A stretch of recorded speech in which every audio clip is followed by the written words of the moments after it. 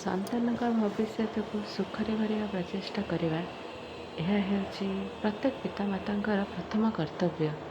ଯାହାକୁ ଆପଣ ଏ ଦୁନିଆକୁ ଆଣିଛନ୍ତି, ଯାହାଙ୍କ କର୍ମରୁ ଏ ଜଗତ ଆପଣଙ୍କ ପରିଚିତ ଭବିଷ୍ୟତରେ ପାଇବ, ତାଙ୍କ ଭବିଷ୍ୟତର ସୁଖ ବିଷୟରେ ଯୋଜନା କରିବା ଭଳି ମହତ୍ତ୍ୱପୂର୍ଣ୍ଣ କାମଠାରୁ ଅଧିକ କିଛି ହୋଇପାରେ କି?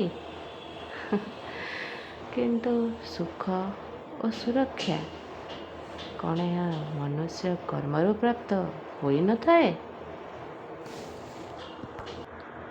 ମାତା ପିତାଙ୍କ ଦ୍ୱାରା ଦିଆଯାଇଥିବା ଭଲ, ଖରାପ, ଉତ୍ତମ ସଂସ୍କାର, ଯୋଗ୍ୟ ବା ଅଯୋଗ୍ୟ ଶିକ୍ଷା କ'ଣ ଆଜିର ସମସ୍ତ କାର୍ଯ୍ୟର ମୂଲ୍ୟ ଅଟେ? ସଂସ୍କାର ଓ ଶିକ୍ଷାରୁ ସୃଷ୍ଟି ହୁଏ ମନୁଷ୍ୟର ଚରିତ୍ର। ଅର୍ଥାତ୍ ମାତା ପିତା ଯେପରି ନିଜ ପିଲାଙ୍କ ଚରିତ୍ର ସୃଷ୍ଟି କରିବେ, ସେମିତି ସୃଷ୍ଟି ହେବ ସେମାନଙ୍କର ଭବିଷ୍ୟତ। କିନ୍ତୁ ଏହାପରେ ବି ଅଧିକାଂଶ ପିତାମାତାମାନେ ସେମାନଙ୍କ ସନ୍ତାନମାନଙ୍କର ଭବିଷ୍ୟତକୁ ସୁରକ୍ଷିତ କରିବା ଚିନ୍ତାରେ ସେମାନଙ୍କର ଚରିତ୍ର ନିର୍ମାଣ କରିବା କଥା ସମ୍ପୂର୍ଣ୍ଣ ଭୁଲିଯାଆନ୍ତି।